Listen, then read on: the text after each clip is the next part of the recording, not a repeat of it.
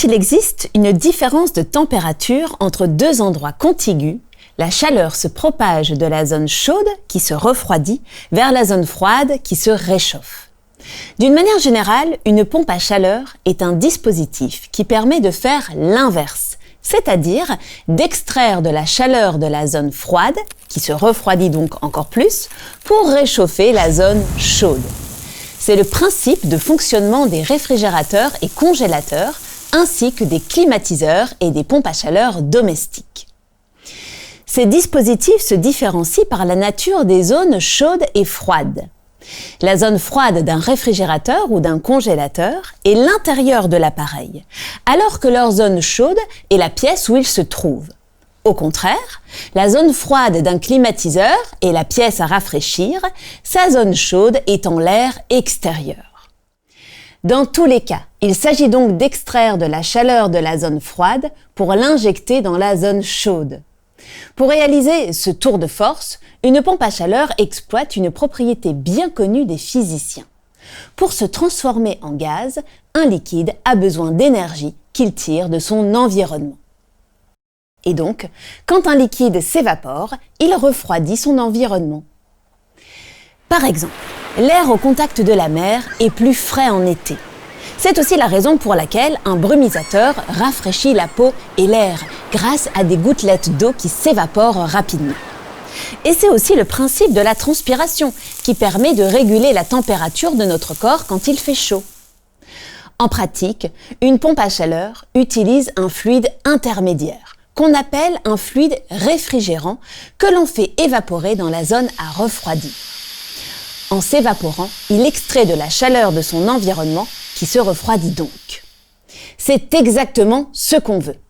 Et ce sera encore plus efficace si le liquide se met à bouillir. Mais s'il bout à 100 degrés, comme l'eau à pression atmosphérique, il faudrait que la zone froide soit à plus de 100 degrés. Il faut donc un liquide qui bout à une température inférieure à celle de la zone froide. Par exemple, 4 degrés pour un réfrigérateur.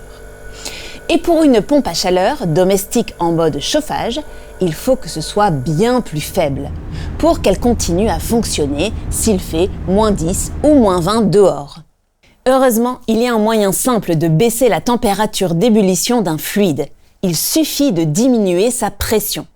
Et donc, la partie refroidissante du circuit d'une pompe à chaleur est constituée d'un détendeur qui permet de diminuer la pression du fluide liquide et d'un évaporateur dans lequel le liquide se met à bouillir et se transforme complètement en gaz.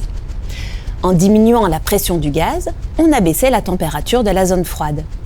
Il faut maintenant augmenter la température de la zone chaude. Et pour ça, on utilise la propriété inverse. Lorsqu'un gaz se retransforme en liquide, ce qu'on appelle la condensation, il produit de la chaleur et réchauffe l'environnement.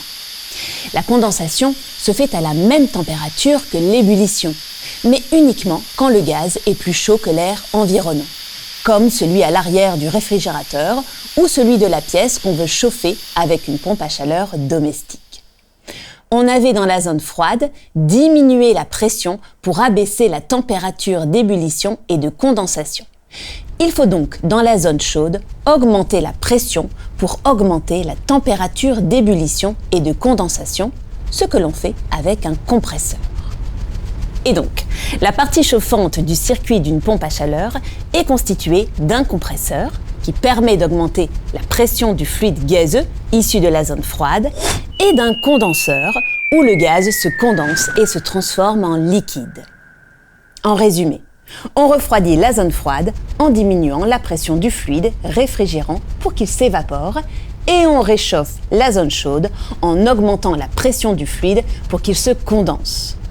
Puis, on réinjecte le liquide final dans le détendeur de la zone froide, ce qui permet d'avoir un circuit fermé.